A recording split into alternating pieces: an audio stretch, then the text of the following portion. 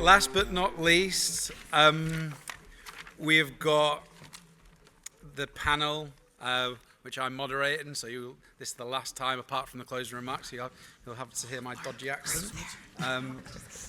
So we've got Tiffany, who's the Director of Training and Development from Salata, Marc Miller from Portillo's, Sherry from Flame Broiler, and Kelly from Whataburger.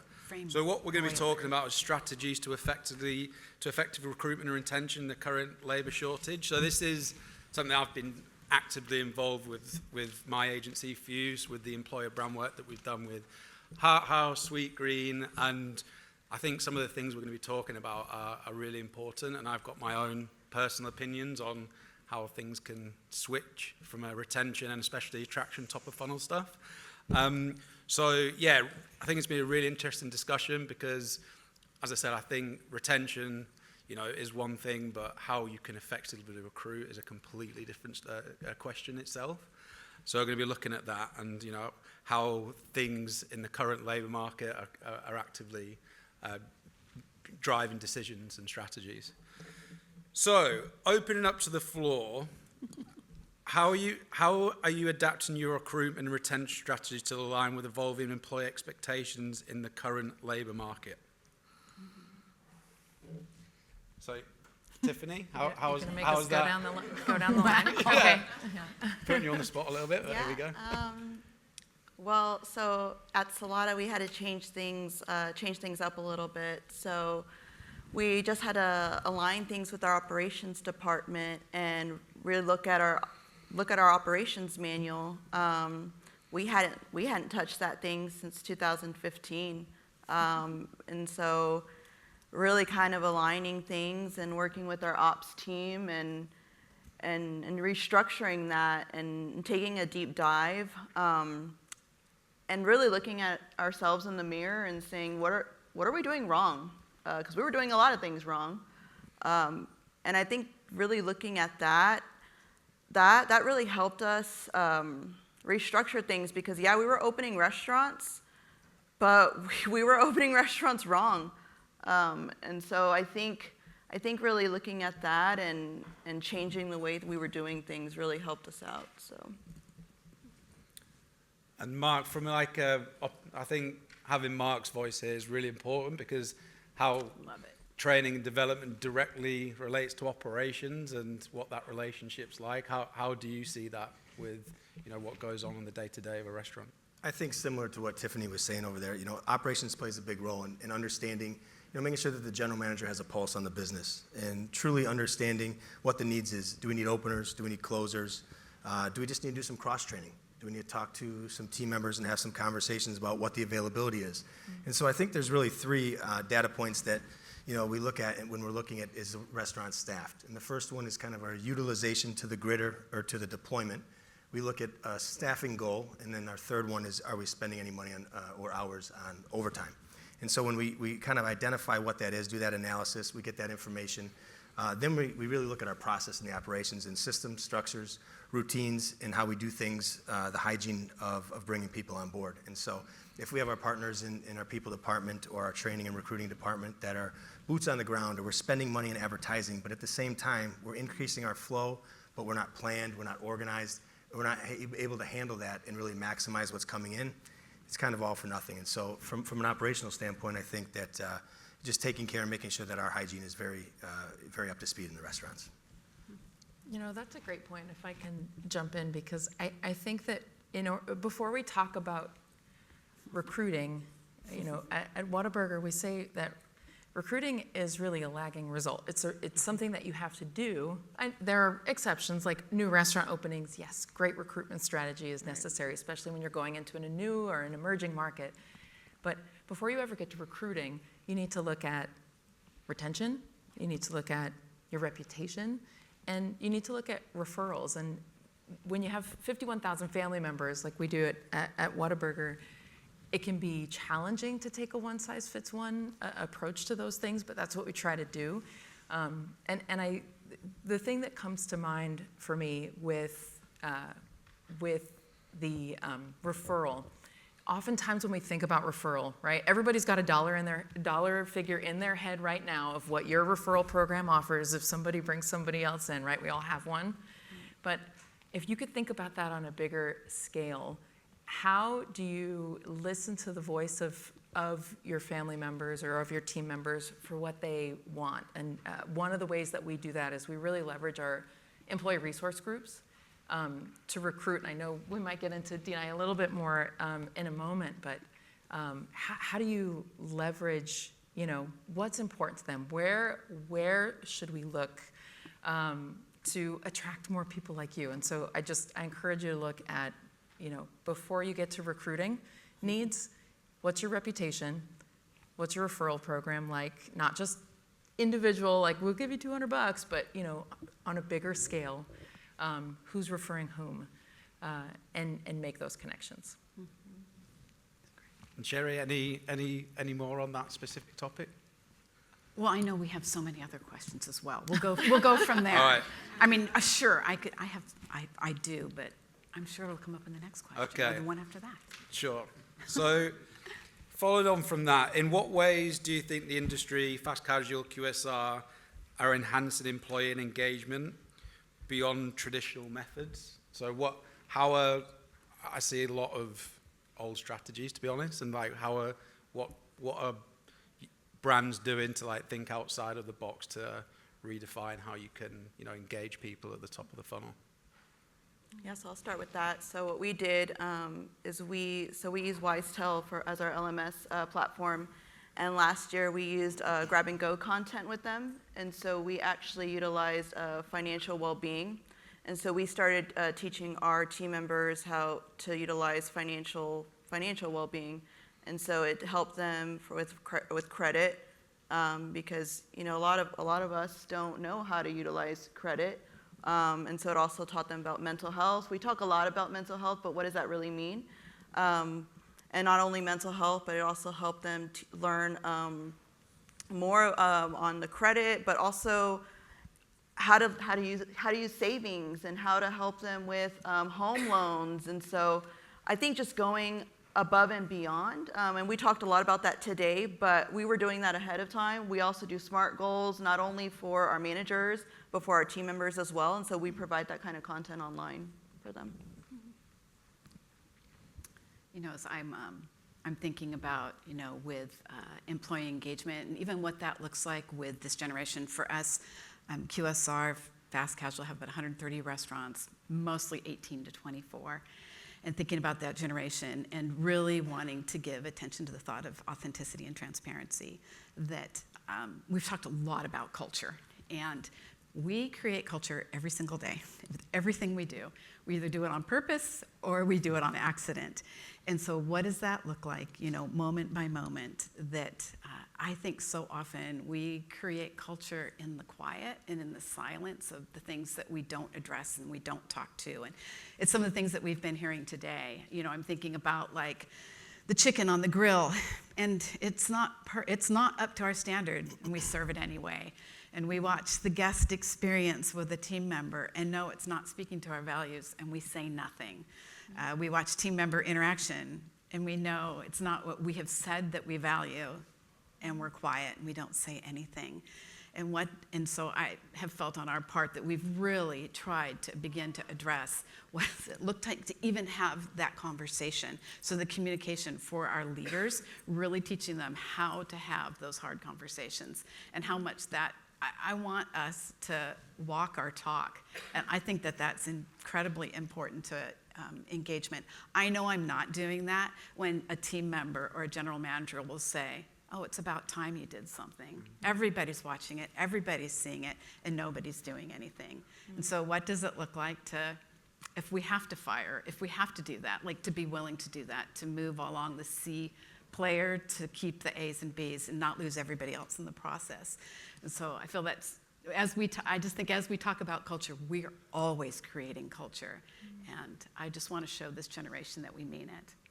So, and then I just think also with employee engagement, one thing for us, we're very involved in social engagement, that we work with Liberty in North Korea compassion in World Central Kitchen. And all of the people that work in our restaurants, they know that. And what does it look like to have an impact beyond our four walls as they engage our community, as they engage the world, that they're a part of that as they work with us. And with this generation, I know how much that means. So. What you said really resonates with me. It reminds me of the saying, everything speaks, right? Like everything speaks. That chicken on the grill is speaking. And if we talk about engagement, we can have an engagement wall up on, we auto ship it to all the restaurants, but you walk in and there's nothing on it, right? It's worse than just not having anything there in the first place. And so, I mean, gosh, I hope we get reverse Q&A, because I'd love to hear from all of you if you have out-of-the-box ideas, because I feel like over the last 4 years, if there's a recruitment strategy, we've thought of it, right? Like we're all living outside of the box right now. But the one thing that comes to mind for me with this question is the little things. And one little thing that we have done that has made a big impact is before someone's first day, we call them. We have a trainer call them 24 to 48 hours before they start. And we say, not even what questions do you have, because a 15 or 16-year-old doesn't know what questions to ask about their first job, but we can empathize with them and we know what they're thinking. Where am I gonna park? What am I gonna wear? Is anybody gonna like me? What do I do when I get to the front door? All of those things. And so that 5-minute conversation just appeases all of those nerves. And then that same person is at the door waiting for them when they show up. And it's that little thing, but we recognized that we were having a challenge with our first 7 days of turnover. And so we had to meet it at the 7 days, right? Because again, if you're recruiting for that person that's already left. And when that person leaves, they were thinking about it 30 days ago, right? So you're fighting a lagging battle. You've got to get to that person from day one. I think there's a lot of things that you can do from a benefits or a comp standpoint to try and entertain them. But I think really when it boils down to it, who is the audience that we're trying to really keep engaged? And it's the team members and our leaders, right? And so I think in just understanding and listening to what's important to them, understanding where they're coming from, I think, and then showing them a path. I heard so many of our presenters talking about we all grew up in the industry in some way, shape, or fashion. And that's one of the benefits of the industry. And so knowing that, at Portillo's, we have an internal Ignite program that it's self-crafted. We try to hire the best people. And so through our lens of family, fun, energy, and greatness.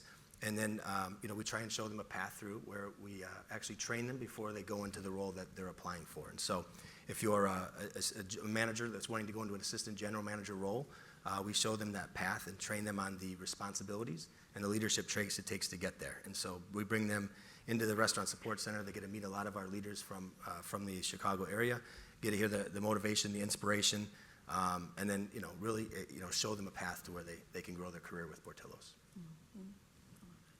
I was thinking, Kelly, just you talking about like the little things. We just recently, we had a region, just a small region. We pulled about 10 stores. We pulled them together, and the ops team cooked dinner for them. They had a barbecue at a park, and we had them invite their families, and we were going to honor the families. We were going to give them awards, thank them. I could not believe how many mothers, fathers, sisters, boyfriends, siblings. I could not believe how many family members came to this little picnic and cheered and clapped for these team members. And to see this cook come up and watch his wife taking pictures, watch his teenage kids run up and give him a hug to thank him. It was so cool. I mean, it made me cry when I thought about it. But I think, what does it mean to like honor our team members? And just such a small thing. We got some carne asada and some burgers and hot dogs at the park and did a Sunday at the park. Our stores are closed on Sundays. And I don't know, it's so meaningful. I just don't want to forget that. Speaking to the family. That's out of the box. I think that's just humanizing. And little things like that do matter. Yeah. And I completely agree, because I don't think enough people do that, to be completely honest. And things like that, thinking back to like Greg's speech, the little things, in terms of how people make you feel. So like for me, people don't buy things, they buy feelings. And if you can like tap into that from a psychological standpoint and it's genuine, I think that's a win for sure. So going on to the next question, with QSR brands that have predominantly franchise partners, how can one hold them accountable for people development without crossing over joint employer boundaries? I can start. Yeah. Great. That's what it says Then here. I'll go. Or you can go. First things first. So we, just last month, we opened our 1,000th location, which is just amazing. Yeah. Thanks. I've been there for all 12 months of that, so I can't take credit over the 73-year history. But we are not primarily franchise. We are about an 80-20 split. So we may have it a little bit easier than some of you out there, because when the corporate-owned locations are majority, franchise tends to want to do what you're doing because you'll do the heavy lifting for them. However, the advice that I would give is the same advice I give to trainers, which is training works best through pull, not push. So you can't force somebody to do anything, especially a franchise partner, because you're probably all starting your franchise agreement annual process. I just got my calendar invite for that. And those rules are pretty ironclad, right? But what I would say is, it's the same advice that you give to a new manager, right? You can't hold somebody accountable. Accountable was the word that you used. How do you hold them accountable to leadership development? You can't hold somebody accountable until you know the names of their kids. You can't hold somebody accountable until you make that connection. You share a meal, and so likewise, I would say, get to know them, but also involve them. And we found success in this with our training program that we rolled out. And again, pull, not push, right? Not, I need feedback, give it back in a week, but hey, I'm working on this thing. Could you take a look at it for me? If you have any ideas, I welcome it, right? And just kind of sharing. And then I got an email from 2 other franchises. Hey, I heard that you gave this to this person. Can I see it too? And all of a sudden, everyone was giving me feedback. So then they could see their thumbprint in this material. And so, of course, they wanted to adopt it and use it and make it a part of their own. So it was, I don't know, I wasn't necessarily thinking like, I'm reverse engineering this, psychology or anything like that. It was just, I genuinely wanted their feedback because I needed to get to know them because I was new to the role. But that would be my advice. I think that kind of pull, not push approach involving. You want to go? Okay, so we're majority franchise owned. And I mean, that is such a great question. And I think for us and how we're thinking about it, we just onboarded Opus this past week, and we purchased it for our entire system. That we want to give that to them instead of asking them to pay for it. It's a significant investment on our end, but also feeling like any opportunity and actually being able to see engagement in that is actually being able to offer it, especially because the majority of our restaurants are in California and are mostly with single operators, maybe double. And we're heading towards April and the $20 minimum wage, and many of our franchisees are freaked out about that. And this is one of our ways of coming alongside and supporting them and giving this added layer of support. But one thing I really think about that, especially because we have so many franchisees that are newer to the system and only have that 1 or 2, that we want to support our franchisees. We want to develop, I'm thinking of people development of our franchisees and more enhancing what it looks like to support our franchisees, better building out our training program. For us, we've got great operational, I'm saying stuff, I shouldn't say stuff, operational It's tools. better than the other word, but. Oh, that's true. That's true. It's operational. But the business side, helping them actually be better at business, we need to do a better job at that.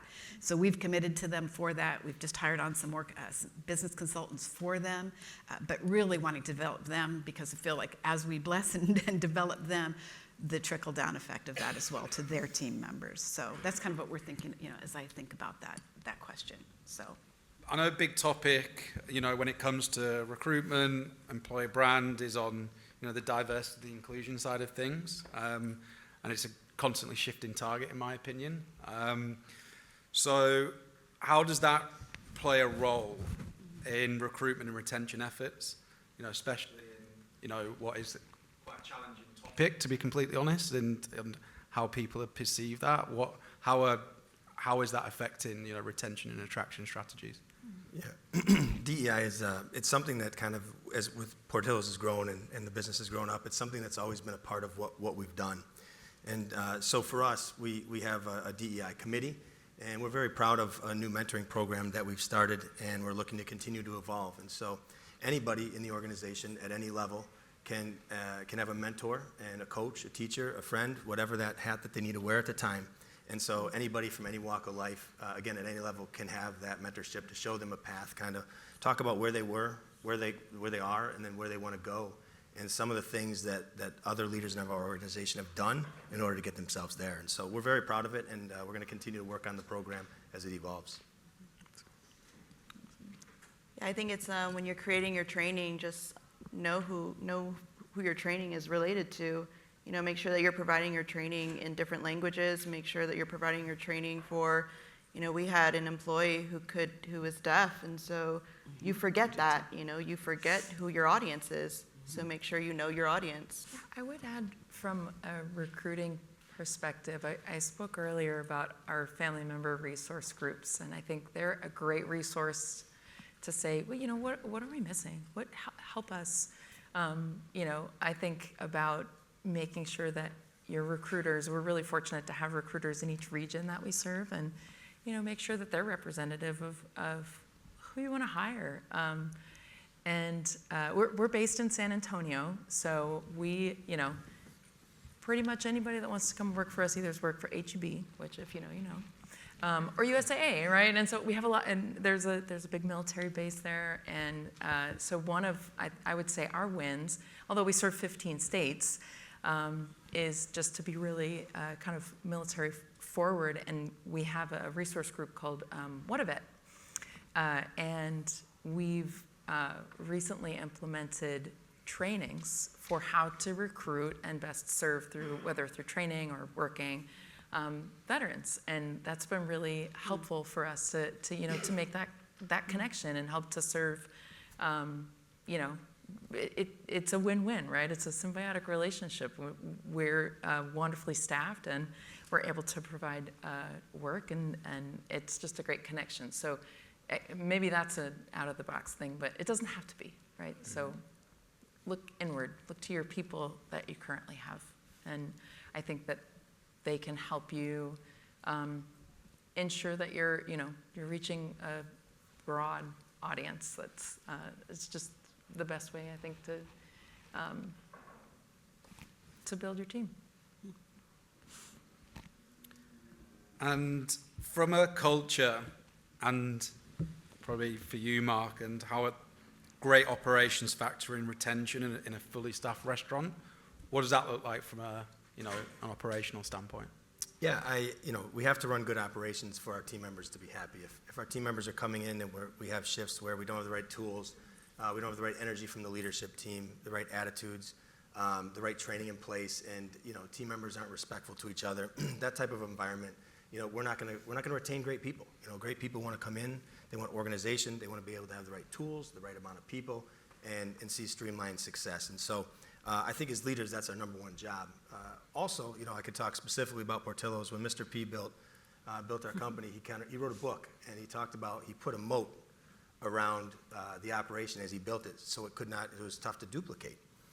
And as he talked about that, you know, that's kind of been our job is in the last 5 to 7 years is take it. I mean, when I first came to the company, there was an inside order taker position, and I just stared at this position. It was a different language. You're listening to stuff while you're writing stuff down. It was very fast, very stressful just to watch. I never actually learned that position, but I just didn't have the skill set for it. But as we started to break that down in the last 5 to 7 years, everything we're doing is the direct opposite, is to simplify operations for our team. It's a really exciting time. We're growing at 10 to 15%, and in this growth rate, as we're simplifying operations, we're taking a 10,000 square foot building and bringing it down in size, as well as we look at the operation, just making things easier. That's the best way to put it. We look at the conveyance, how we do things, how do we make it simpler with less steps. And so just a couple examples of taking like anything that we'd have an ice bath, and now we have all refrigeration units. Placing product at a reasonable space, so we're not turning behind us to get product 100, 200, 300 times a day. It's right in front of us as we're making our sandwiches. So there's just been a lot of wins. I think if you look at the digital space, We continue to increase year over year in our percentage in that digital space, and so how can we continue to streamline that, make it less steps, put the condiments closer so everything flows into line? And so, doing that, it just makes a better experience for our team members, and in turn, they just like the job better. I've got a question, just outside of this. So for me, recruitment is marketing. It's that I think people get that wrong, and that it's that, you just got a different product, which is your people. You're trying to market to people to come to your business and to your brand. Where does the recruitment marketing sit? Is it with HR or is it with marketing? Because the brands that I've worked with, I see it quite a lot. Like Sweetgreen, they had a big problem with that. It's kind of in the middle, and it kind of floats between the middle. And I think a lot of HR teams have put a lot of pressure on marketing, but marketing don't really have any skin in the game. They don't have any sort of KPIs in terms of retention, attraction, what that looks like. And I'm not saying that's for every brand, but I see it quite a lot. So within the brands that you work with, where does budget sit for recruitment? Is it with HR or is it with the marketing team? I can start. I think your metaphor, your example is absolutely right. That what recruiting is marketing to your internal guest, right? Mm-hmm. And we heard earlier that the guest experience is never going to exceed the employee experience. So for us, it does sit with HR, but what I would say is the metaphor follows. So if marketing's role with our customers is to get them through the door, right? They're not really responsible for the experience after that. They just get them in the door. We have to do the rest in operations and training. In delivering, we get the repeat guest. Marketing gets the first-time guest. I think the same thing is true for recruiting. So, marketing can have the YouTube commercial or help us create the poster or give us insights on what word to choose or what colors and things like that. So they can help us get them to the application. We have to do the rest from there, and that's why it sits at HR for us. Yep. Yeah, it's a collaborative effort. Like, our team members are the secret ingredient. So for us, it's a collaborative effort. We work cohesively with our marketing team. It's not one budget, it's a cohesive budget together. Got it. Yeah, we have the same thing. I think our reach is a little bigger with the marketing team, and so it's I think more of a strategy from the RSC, but we actually have field marketers in the field, so that's where the partnership is there. Definitely. Yeah. And before we open up to the floor, just on that, because I feel quite strongly on this, is that I see a lot of brands have got all of these great benefits, all of these really cool initiatives, but I feel like if they don't know about you as an employer brand, where do they find out that information? And I feel like a lot of brands have just got one page who just list out what their roles are, and unless they speak to you directly, either via a recruiter or external recruiter, it's quite hard to understand what that employer brand is. And I think from an employer brand career page, that whole application process, speaking to what Fountain said, I think with some quite quick shifts in terms of what it's like to be an employer and giving people a reason to apply. Again, I think that's top of funnel stuff that I think, I see quite a lot of brands missing just in terms of how that is forward facing with top of the funnel stuff. Thank you so much. I think, really enjoyed that conversation. I think it's one of those ones like recruitment, retention. It's constantly things you need to adapt and learn on because it's constantly changing. So, I think this topic in particular, I think is one of the more important ones in terms of what that recruitment marketing plan looks like. How do you engage, 4 different generations, which we've been talking about throughout this last couple of days. But thanks so much, and hope everyone got a good kick out of it. Thank you, Mike.